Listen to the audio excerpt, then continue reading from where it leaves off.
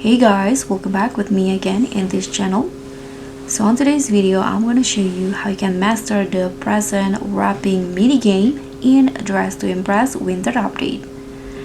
So here, what you need to do first, of course, you need to teleport into the free play mode. After that, you can just head outside the lobby in here and find the Santa's workshop. So go left from here and you'll find the Santa's workshop. So head inside in here and you can just pick any table that you want from here to start the game. Click on create to create the present, and now you can just follow this arrow like this. Now choose a wrapping paper. We'll use this one, and now go up again,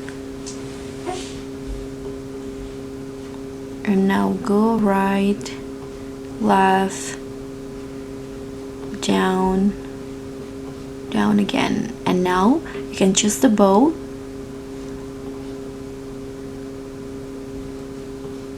And go right. Now your present is ready. You can just deliver it to the NPC. So just follow the arrow in here to find the person. Go left. Okay, so this one's right here. Now give it to her and you'll get snowflakes after that. So just repeat the steps until you get all of this 10 present in free play quest, so you can get more snowflakes from here.